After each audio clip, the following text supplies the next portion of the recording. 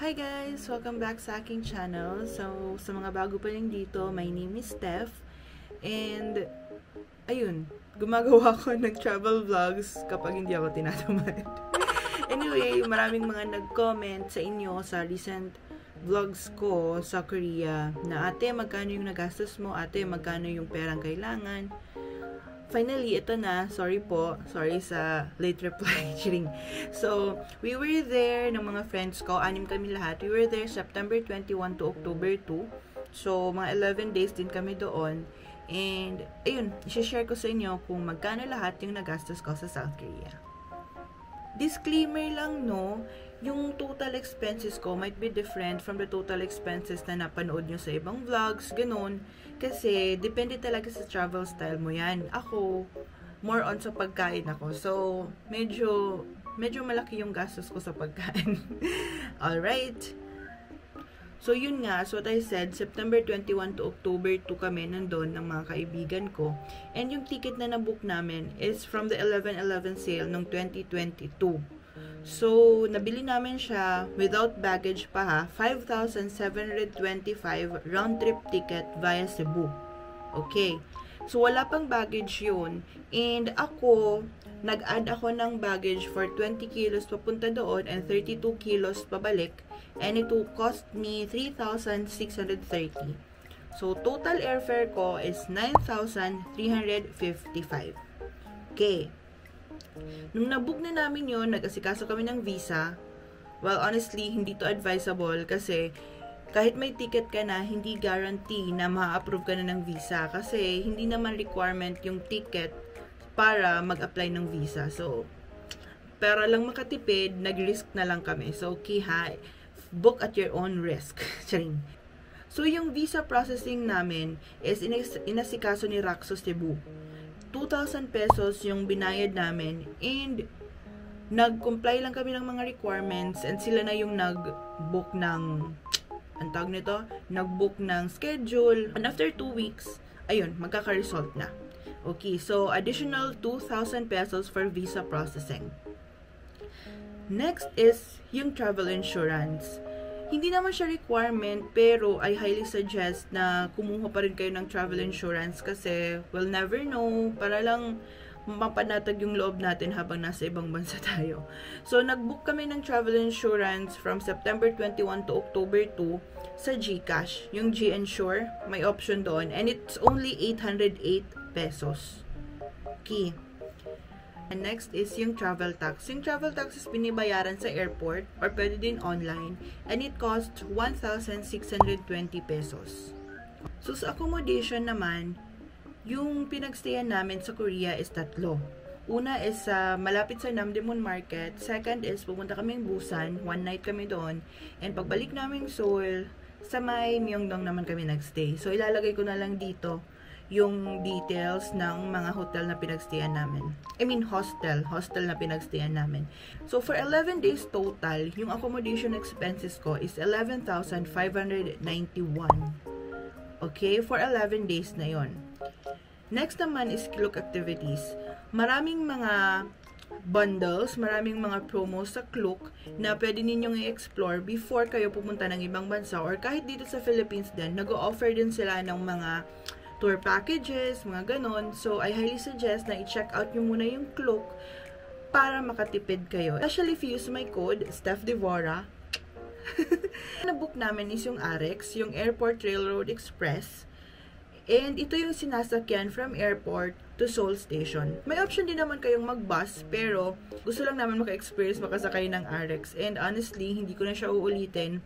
Especially kung may dala kang mga luggage. Kasi ito, for the hagdanan talaga guys, ang Korea. So, good luck to you na lang. If willing kang magbitbit ng mga baggage, ganun, nakaka-stira ng ka-freshness sa Korea guys. So, anyway, ayun na nga, we booked our RX sa Klook for 303 pesos.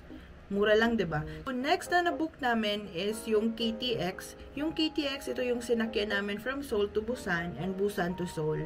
Trend din to, and it costs 4,950 pesos. Alright? Next na nabook namin is yung Nami Tour. Yung Nami Tour namin worth is worth 3,641. So, itong tour na to consists of four attractions. Una is yung Nami, of course. Second is the Garden in the Morning Come. Third is yung Petite France. And fourth is Italian Village. So, yung Italian Village and Petite France, sila yung unang pupuntahan and magkatabi lang yan sila. And after nun is, sasakay na naman kayo ng bus ninyo, lilipat kayo ng Nami Island. Mas maraming timings spend sa Nami Island. So, after sa Nami Island, lilipat na naman sa Garden in the Morning Come. Honestly, no, hindi ko bet yung first two, yung Italian tsaka yung Petite France. Hindi ko siya masyadong bet. You can check my vlog out para ma-check din ninyo ang itsura ng Petite France tsaka yung ibang mga tourist attractions before booking. Sharing? Anyway, so, next is yung binook namin is yung DSP. Yung DSP is Discover Seoul Pass. Yung may vlog din ako about dyan, so you might want to check that out kasi yung ino-offer ng Klook is depende sa number of hours na gusto mo. Merong 24 hours, may 48 hours, may 36 hours, meaning yung card na yan, yung Discovery Seoul Pass na card is valid for that number of hours only. So, kailangan ninyong magkaroon ng magandang itinerary para masulit yung mga attractions na kasama sa DSP. Kasi if you're not aware, maraming mga activities ang free pag meron kang DSP. Kagaya na lang ng Lotte World, 3,000 plus yan, and yung DSP is worth 2,881 lang, tapos yung Lotte World 3,000 plus. So, sulit na sulit talaga yan, guys. So, if you plan to go to Lotte World, book na lang kayo ng DSP. Next is yung Wi-Fi. Since 6 kami, 2 yung pocket Wi-Fi na kinuha namin, and for 11 days, yung na-spend lang namin each is 521. We booked this via Klook din, so you might want to check that out, and again, use my code Steph Devora for further discounts. And by the way pala, yung DSP tsaka yung Wi-Fi nakukuha sa airport. So, may vlog din ako about dyan. So, you may want to check that out para malaman mo kung saan kiosk ka pwedeng mag-claim ng Wi-Fi tsaka DSP. Okay? So, yun lang yung gastos namin before kaming makapunta ng South Korea. Airfare, baggage, accommodation, Klook activities. Kasi yung accommodation, binayaran naman namin before kami makapunta dun eh. So, china-charge yung card before makapunta dun. So, nabayaran din namin yun. And honestly guys, if nakapagbayad ka na ng mga ganun, parang hindi mo na iniisip yung laki ng gastos mo. Yung isipin mo na lang yung pocket money mo, diba? Which is, yun na yung di-discuss ko. I-discuss, teacher yan. So, ayun na nga, guys. Nung pumunta kaming Korea, nag-withdraw lang ako sa ATM doon sa may airport. And nag-withdraw ako ng 600,000 won, which is 28,519 pesos. Okay. So far, yung total na gastos natin is 66,189. So guys, yung pocket money na 28,000 or 600,000 won, actually sobra na siya for me for 11 days stay. Kasi nakabook naman na kami sa Klook, ganun. And yung purpose ng pocket money is yung food na lang at saka load ng transportation card. Medyo malaki talaga siya kasi nag-alat talaga ako ng pangkain, guys. So, ayun na nga, nag-budget ako ng 2,500 pesos per day, which is malaki na talaga siya kasi yung pinagkakainan naman namin yung mga sa street food lang, ganun. I mean, hindi ko pala nilalang yung street food kasi mahal yung street food, especially sa Myeongdong. Parang since touristy area talaga siya, medyo mahal talaga siya. And gusto ko din siyang ma-experience. Nag-vlog din ako noon. We saw Catherine Bernardo. You might want to check that one out. And ayun nga, budget talaga ako ng 2,500 per day. Over budget lang talaga ako sa food. Para prepared ako and mabuti ng sobra kaysa sa kulang. Pero of course guys, to each his own. If gusto nyo 1,000 per day yung budget nyo for pocket money, okay lang din. Kayo naman bahala nun. Again, as what I said earlier, depende talaga yan sa traveling style mo. If more on ma-shopping ka, makain ka, ma-picture ka, ganun. Depende talaga yan. Actually, may sobra pa nga eh. Yung 600,000, feeling ko yung sobra nun, mga 50,000 pa. Basta almost 100,000 won pa. And pinagbili ko na lang siya ng mga pagkain, pasalubong, ganon, additional pasalubong, ganyan.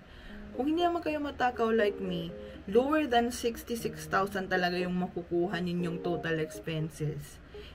So, ayun na nga guys, kung nag-worry kayo na baka 100,000, 6 digits yung kailangang pera bago makapuntang South Korea, huwag na kayong mag-worry. Kasi yung mga expenses naman, like yung airfare, yung mga cloak vouchers, ginagastos naman natin yun before tayo makapunta ng South Korea. So, makakapag-ipon ulit para sa pocket money. 'Di ba? I highly suggest na mag-book kayo early, pati sa hotel, kasi mas mura talaga kung earlier kayong magbo-book. Huwag kayong makonsensya sa magagastos nyo kasi experience nyo naman yung, diba? Sure, wina-validate yung pagiging gastosera. Hindi ka anak ni Small Loud Day. So anyway, yun lang yun guys. Thank you so much and see you on my next vlog.